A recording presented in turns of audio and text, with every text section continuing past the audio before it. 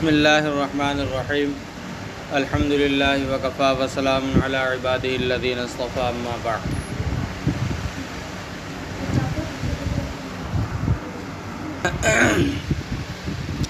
فبدل الذین ظلموا، لہذا ان لوگوں میں سے جنہوں نے ظلم کیا، جو ظالم تھے، انہوں نے بدل دیا منہم،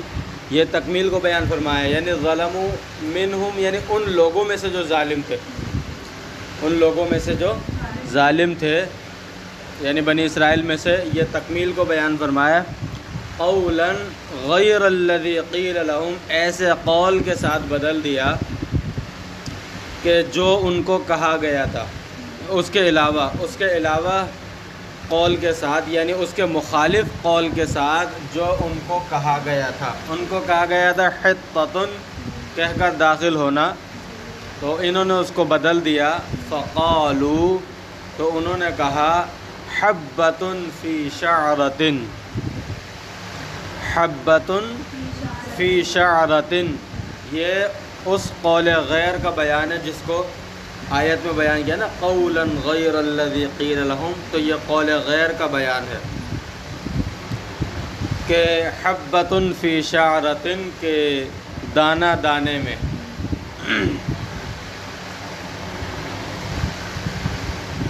ودخلوا، دو حکم ان کو دیے گئے تھے کہ وادخلوا الباب سجدا وقولوا حطۃ، دو حکم دیے گئے تھے، ایک عمل اور ایک زبانی تھا اور ایک عملی تھا، اعضاء کے ذریعے سے تھا۔ وہ یہ کہ ایک تو سر جھکا کر داخل ہو، دوسرا حطۃ کہہ کر یعنی استغفار کرتے ہوئے داخل ہو۔ انہوں نے ان دونوں ہی کی خلاف ورزی کی۔ ودخلوا یزحفون علی استاہہم، اور وہ لوگ اپنے کولوں کے بل گھسٹتے ہوئے داخل ہوئے، یعنی بیٹھ کر اور اکڑ کر، گردن اکڑا کر کولوں کے بل گھسٹتے ہوئے داخل ہوئے، اپنے سرین کے بل گھسٹتے ہوئے داخل ہوئے، یعنی دونوں کی انہوں نے خلاف ورزی کی، قول کو بھی بدل دیا، عمل بھی اس کے خلاف کیا۔ یہ جو ودخلوا سے مفسر رحمۃ اللہ علیہ نے تفسیر القرآن بالقرآن کی ہے، تفسیر القرآن بالقرآن۔ فَأَنزَلْنَا عَلَى الَّذِينَ ظَلَمُوا، تو ہم نے نازل کیا ان لوگوں پر جنہوں نے ظلم کیا۔ فِيهِ وُضِعَ الظَّاهِرُ مَوْضِعَ الْمُظْهَرِ مُبَالَغَةً فِي تَقْبِيحِ شَانِهِمْ، ہمیں اس میں یہاں پر جو ہے ضمیر کا تقاضا تھا، الذین ظلموا پیچھے گزر گیا تو فانزلنا علیہم کہنا کافی تھا، یعنی تقاضا اور موقع تو ضمیر کا تھا، لیکن دوبارہ اس میں ظاہر کو، ضمیر کے بجائے دوبارہ اس میں ظاہر کو رکھا، کیوں؟ مبالغۃً فی تقبیح شانہم، کہ ان کی قباحت شان میں مبالغہ بیان کرنے کے لیے، ان کی قباحت شان میں مبالغہ بیان کرنے کے لیے یہاں پر دوبارہ آیت کے اندر علی الذین ظلموا، کسی کی برائی بیان کرتے ہیں تو اس لفظ کو ہی بار بار ذکر کرتے ہیں، ایسا ہی ہوتا ہے نا کہ لفظ کو بار بار ذکر کرتے ہیں، تو اسی طرح یہاں پر مفسر رحمۃ اللہ علیہ نے بلاغت کو بیان کیا ہے۔ فیہ وضع الظاہر موضع المضمر، یہاں مفسر رحمۃ اللہ علیہ نے بلاغت کو بیان کیا، اور ایک سوال جو پیدا ہو رہا تھا کہ پہلے الذین ظلموا کہا تو یہاں پر دوبارہ اس کا تکرار کیوں کیا؟ یہ تو تکرار ہوا، اور تکرار تو کلام میں تکرار تو بعض اوقات پسندیدہ نہیں ہوتا، تو اس کا جواب دیا ہے مفسر رحمۃ اللہ علیہ نے کہ اگر تکرار بلا وجہ ہو وہ پسندیدہ نہیں ہوتا، اگر تکرار کسی وجہ سے ہو تو پھر وہ تکرار فصاحت و بلاغت کا اس حصہ ہوتا ہے، اور یہاں پر جو تکرار ہے یہ وجہ سے ہے، یعنی ان کی قباحت شان میں مبالغہ بیان کرنے کے لیے۔ جواب یہ ہے کہ تکرار اس وقت فصاحت و بلاغت کے خلاف ہوتا ہے جب بلا وجہ اور بلا ضرورت ہو۔ جب اگر بلا وجہ یا بلا ضرورت نہ ہو بلکہ کسی وجہ سے ہو اور کسی ضرورت سے ہو تو پھر یہ تکرار جو ہے یہ فصاحت کلام کا حصہ ہوتا ہے، فصاحت کلام کے خلاف نہیں ہوتا، پھر فصاحت کلام کا حصہ ہوتا ہے۔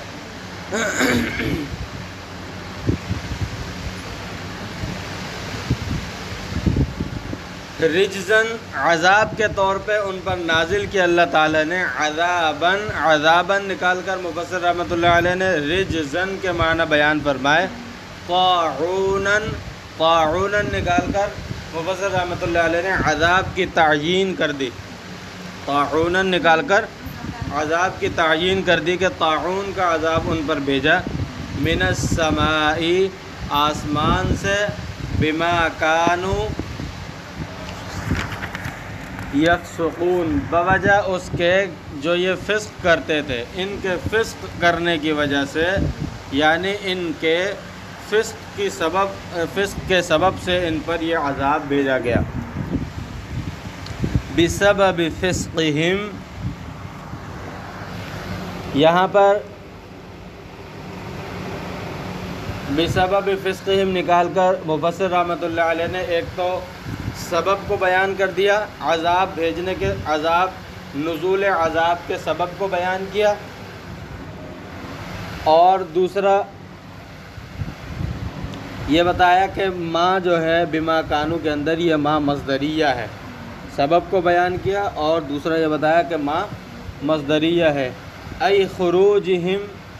عن الطاعت، خروجہم یہ نکال کر مفسر رحمۃ اللہ علیہ نے لغوی معنی کو بیان فرمایا، فسق کے، یفسقون کے لغوی معنی کو بیان فرمایا، خروجہم نکال کر، عن الطاعت نکال کر اصطلاحی معنی کی طرف اشارہ کر دیا۔ فسق کے لغوی معنی خروج ہوتے ہیں اور اصطلاحی معنی خروج عن الطاعہ، آ رہی ہے نا سمجھ میں؟ تو خروجہم نکال کر لغوی معنی بیان کر دیا، عن الطاعت نکال کر اصطلاحی معنی کی طرف بھی اشارہ کر دیا۔ فَهَلَكَ مِنْهُمْ فِي سَاعَةٍ 70,000 أَوْ أَقَلَّ، تو لہٰذا ان میں سے ایک ہی گھڑی میں، ایک گھڑی میں ان میں سے، یعنی ایک ہی لمحے کے اندر ان میں سے 70,000 یا اس سے کچھ کم جو ہے وہ ہلاک ہو گئے۔ جب آسمان سے عذاب نازل ہوا تو اس طاعون کی بیماری کی وجہ سے ایک ہی لمحے کے اندر 70,000 لوگ یا کچھ کم، مفسر رحمۃ اللہ علیہ نے او اقل، یعنی بعض روایت کے اندر جیسے تفسیر مدارک کے اندر ہے کہ 24,000 یعنی 24,000، تفسیر مدارک و تنزیل جو اس کے اندر 24,000 کا ذکر آیا ہے، تو مفسر رحمۃ اللہ علیہ نے نتیجے کو بیان فرمایا اور اس کے ساتھ ساتھ عموم اقوال کو بھی بیان فرمایا۔ نتیجے کے اندر جو اقوال کا عموم ہے اس عموم کو بھی مفسر رحمۃ اللہ علیہ نے بیان فرمایا۔ وَاذْكُرْ، اذکر نکال کر عامل کو بیان فرمایا کہ آگے جملے میں عامل جو ہے وہ اذکر ہے۔ اذ استسقى موسیٰ، اور یاد کریں کہ جب حضرت موسیٰ علیہ السلام نے اللہ تعالیٰ سے پانی طلب کیا، یا ای طلب السقیا، یعنی پیاس لگی تو سیرابی کو طلب کیا، یہاں پر مفسر رحمۃ اللہ علیہ نے طلب السقیا نکال کر اس بات کو بیان فرمایا کہ استسقا کے اندر سین اور تا جو ہیں وہ طلب کے لیے نہیں ہیں، سین اور تا طلب کے لیے نہیں ہیں۔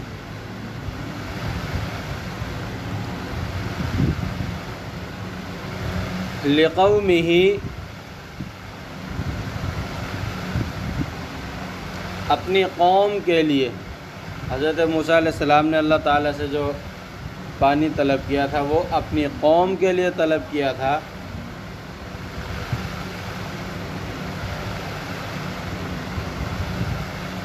وقد عطشوا فی التیہ، اور کب طلب کیا تھا؟ محل خاص کو بیان فرماتے کہ جب یہ وادی تیہ کے اندر یہ لوگ پیاسے ہوئے تھے، نہیں بلکہ استسقاء طلب السقیا نکال کر یہ بتایا کہ سین اور تا طلب کے لیے ہیں، یعنی طلب کے لیے ہیں، استسقاء کے معنی ہی ہے طلب کے لیے ہیں یہاں پر۔ لقومہ وقد عطشوا فی التیہ، یہ محل خاص کو بیان فرمایا کہ جب یہ لوگ وادی تیہ کے اندر پیاسے ہوئے تھے۔ فقلنا اضرب بعصاک الحجر، تو ہم نے کہا کہ آپ اپنے عصا کو پتھر پر ماریے۔ وَهُوَ الَّذِي فَرَّ بِثَوْبِهِ خَفِيفٌ مُرَبَّعٌ كَرَأْسِ الرَّجُلِ رُخَامٌ أَوْ كَذَّانٌ۔ یہاں پر فرماتے ہیں الحجر، وہ حجر تھا جس پر جو حضرت موسیٰ علیہ السلام کے کپڑے لے کر بھاگا تھا، حضرت موسیٰ علیہ السلام کے کپڑے لے کر بھاگا تھا۔ خفیف، ہلکا پھلکا سا پتھر تھا، اور چوکور تھا، مربع چوکور تھا، آدمی کے سر کی طرح، آدمی کے سر کی طرح تھا۔ رخام او کذان،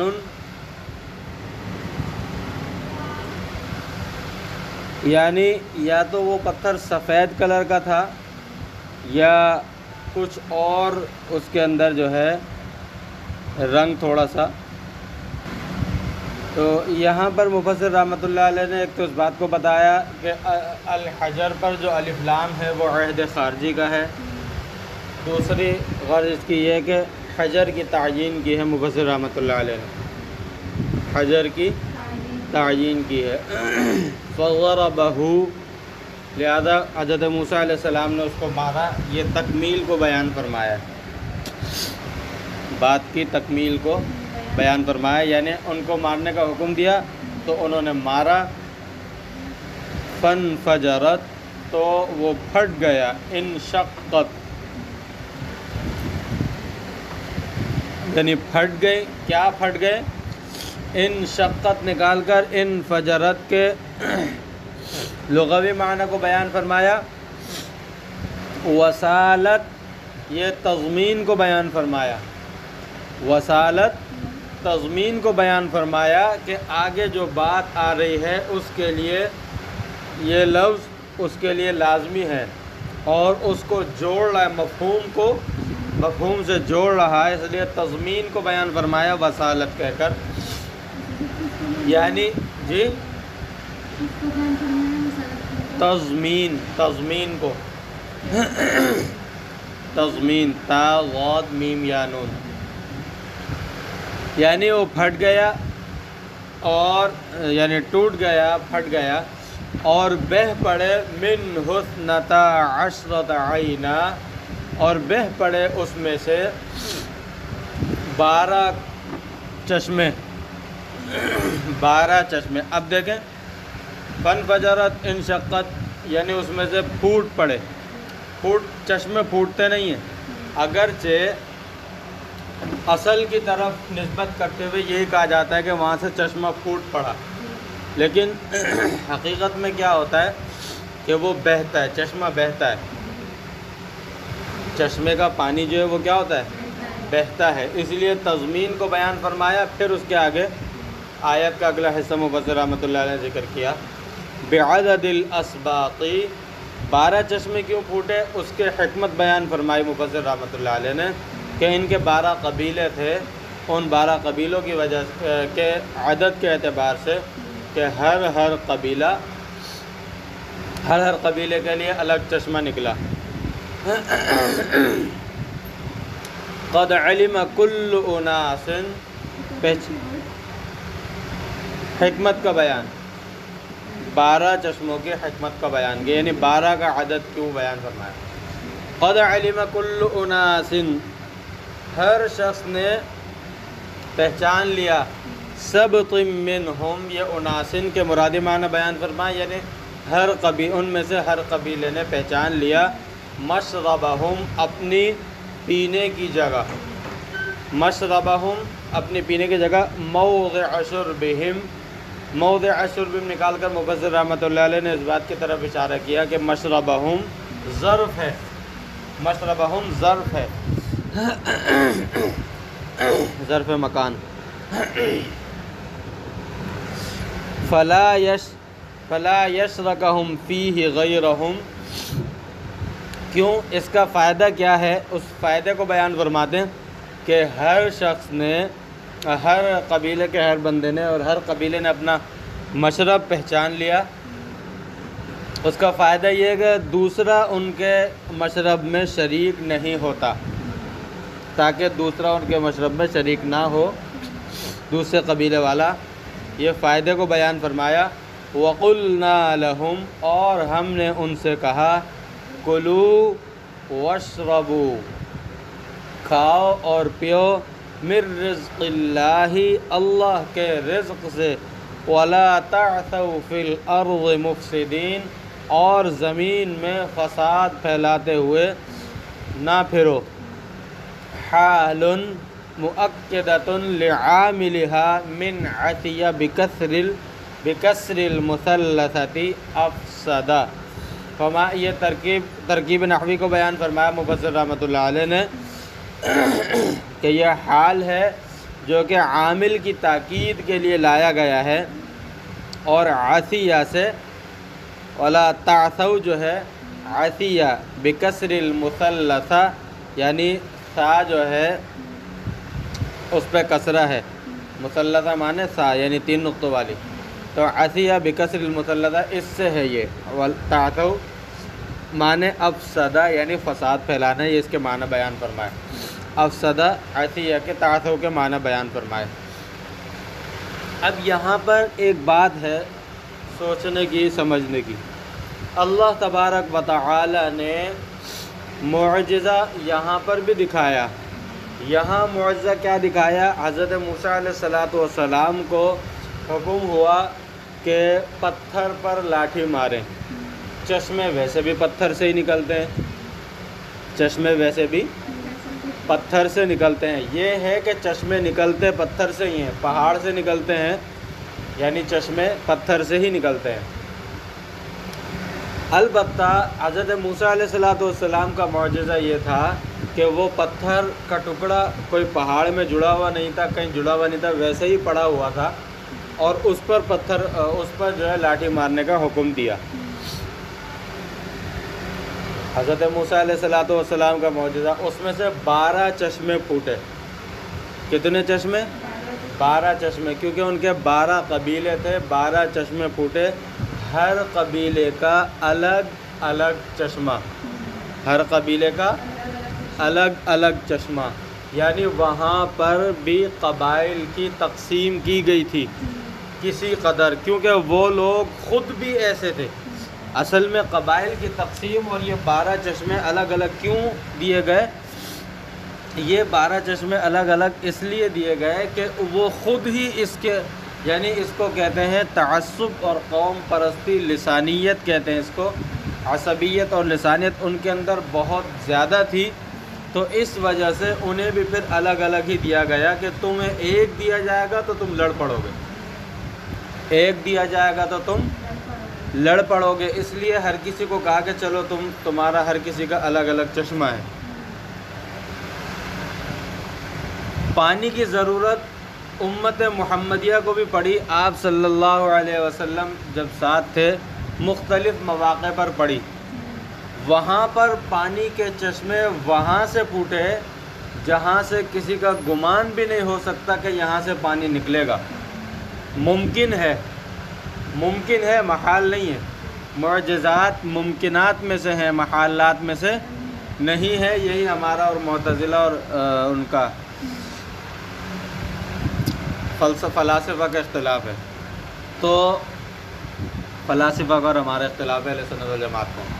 تو ممکن ہے مگر کسی کا گمان نہیں ہو سکتا کہ وہاں سے پانی نکلے گا، یعنی کہاں سے؟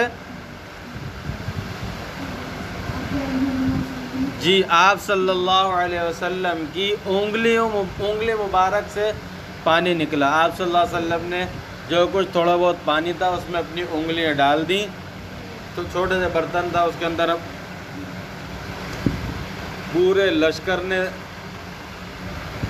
پورا لشکر پانی سے سیراب ہوا پی کر، اپنے جانوروں کو سب کو سیراب کیا۔ آئندہ کی ضرورت کے لیے پانی رکھا، انہوں نے بچا کر رکھا۔ ایک تو یہاں پر ایک چیز تو یہ قابل غور ہے کہ حضرت موسیٰ علیہ السلام کا معجزہ ہے، مگر ہے اس سے جہاں سے عادتاً چشمے اور پانی نکلتا ہے۔ آپ صلی اللہ علیہ وسلم کا معجزہ ہے، پانی یہاں پر بھی دیا گیا، سیرابی یہاں پر بھی کی گئی، مگر یہاں پر پانی وہاں سے نکل رہا ہے جہاں سے عادتاً پانی نہیں نکلتا۔ کسی کا وہم و گمان بھی نہیں ہوتا کہ یہاں سے پانی نکلے گا۔ دوسرا، وہاں پر چونکہ وہ لوگ قوم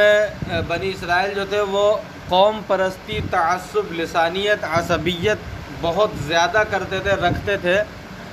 اور اس بات پر لڑائی جھگڑے ہو جاتے تھے، تو ان کو کہا گیا، ان کو ایک الگ الگ چشمہ دے دیا گیا کہ ٹھیک ہے تم اس قابل ہی نہیں ہو کہ تمہارے درمیان بھائی چارہ قائم کیا جائے، اسی لیے الگ الگ چشمہ دے دیا گیا۔ یہاں پر انگلی مبارک سے پانی نکل رہا ہے، اور سارے کے سارے بلال حبشی ہوں، سلمان فارسی ہوں، یا قریش کے صحابہ ہوں، جو بھی صحابہ ہوں یا مہاجرین ہوں یا انصار ہوں، سب کے سب اسی ایک پانی سے کیا ہو رہے ہیں؟ سیراب ہو رہے ہیں۔ یہاں پر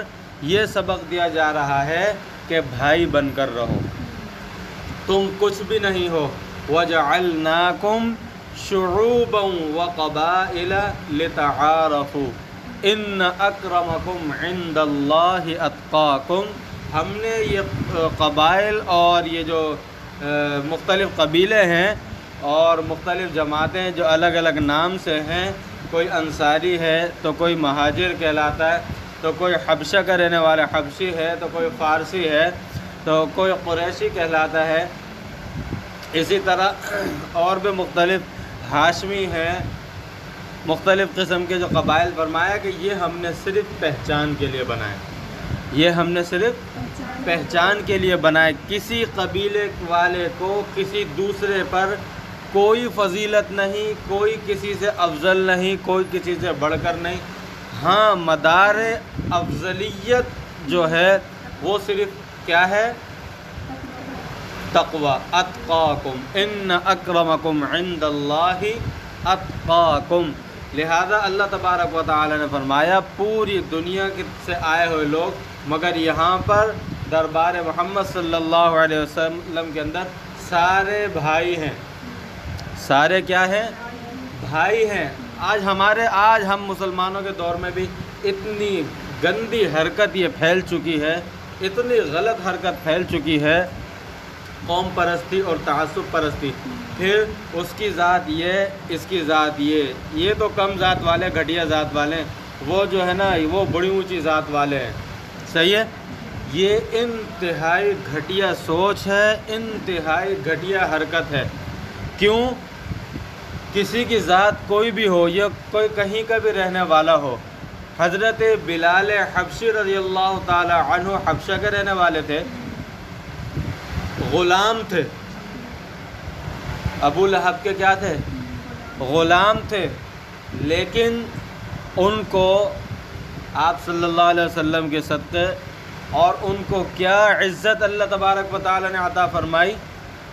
کہ آپ صلی اللہ علیہ وسلم کی پوری حیات طیبہ کے اندر وہ مسجد نبوی کے، ہجرت کے بعد مسجد نبوی کے مؤذن رہے، اور قیامت کے دن تمام مؤذنین کے سردار ہوں گے، اور مؤذنین کا علم حضرت بلال حبشی رضی اللہ تعالی عنہ کے ہاتھ میں ہوگا۔ تو حبشی تھے، حبشہ کے رہنے والے تھے، مگر یہاں تو اسلام میں تو کوئی لسانیت کی بات ہی نہیں ہے، اسلام میں تو لسانیت کی کوئی بات ہی نہیں ہے۔ اتنا بڑا اعزاز ان کو عطا کیا گیا اسی طرح حضرت سلمان فارسی ہیں، قریشی کہہ سکتے ہیں، قریش کے رہنے والے صحابہ، وہ کہہ سکتے تھے کہ ہم اس سے بڑھ کر ہیں، کہہ سکتے تھے نا۔ اور آپ صلی اللہ علیہ وسلم بھی خود قریشی تھے آپ صلی اللہ علیہ وسلم، لیکن آپ صلی اللہ علیہ وسلم کیا فرماتے ہیں؟ فرماتے کہ دین اسلام لوکان الدین عند الثریا، یعنی اس کا مفہوم میں آپ کو بتا دیتا ہوں، الفاظ تھوڑے مجھے جو ہے بھول رہے ہیں، کہ اگر دین ثریا ستارے پر بھی پہنچ جائے گا، یعنی اتنا مشکل بھی ہو جائے گا، تو سلمان فارسی رضی اللہ تعالی عنہ کی طرف اشارہ کر کے فرمایا کہ اس کی قوم کا ایک شخص اس کو وہاں سے لے کر آئے گا، یعنی اگر دین اتنا مشکل ہو جائے گا جتنا ثریا ستارے پر جانا، ثریا ستارے پر جانا کوئی آسان تھوڑی، کہ اتنا مشکل ہو جائے گا، تو فرماتا ہے کہ سلمان فارسی رضی اللہ تعالیٰ کی طرف اشارہ کر کے اس کی قوم کا ایک بندہ اس کو لے کر آئے گا، یعنی وہ اس کو آسان کر کے حلوہ بنا کر پیش کر دے گا۔ اور حضرت سلمان فارسی رضی اللہ تعالیٰ عنہ کی قوم، جس کی طرف قوم کا ایک فرد جس کی طرف اشارہ تھا، وہ حضرت امام ابو حنیفہ رحمۃ اللہ علیہ آئے ہیں ان کی قوم میں۔ سب سے پہلے فقہ کو مدون کرنے والے، فقہ ہے کیا چیز؟ فقہ کس کو کہتے ہیں؟ فقہ قرآن اور حدیث میں بیان کیے گئے مسائل کو ظاہر کرنے کا نام ہے، قرآن اور حدیث میں۔ اب قرآن اور احادیث میں جو مسائل بیان کیے گئے، اس کے اندر پھر احادیث کے صحت اور غرابت، صحت اور حسن لغیرہ، صحیح لغیرہ، حسن لعینی، ان کے اعتبار سے پھر جو ترتیب قائم ہوتی ہے، اس ترتیب سے مسائل کو بیان کرنا، یہ سارے کے سارے فقہ کے اندر یہ سارے کام ہوتے ہیں۔ اور فقہ کو سب سے پہلے بطور فقہ مدون کرنے والے، ورنہ فقہ تو پہلے بھی تھی، مسائل تو پہلے بھی صحابہ کرام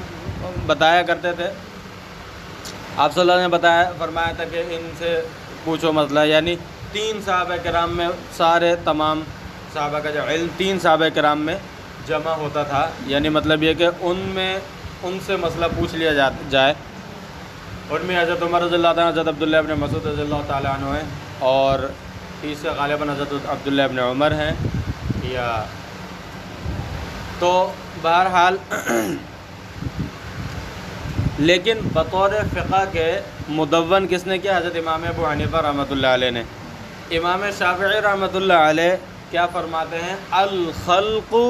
عیال ابی حنیفہ فی الفقہ، الخلق عیال ابی حنیفہ فی الفقہ، کے ساری انسانیت، ظاہر سی بات ہے مسلمان ہی مراد ہے، سارے انسانیت یعنی ساری مخلوق، انہوں نے تو یہ کہا ہے، یعنی سارے مسلمان حضرت امام ابو حنیفہ رحمۃ اللہ علیہ کے گھر والے ہیں فقہ کے معاملے میں۔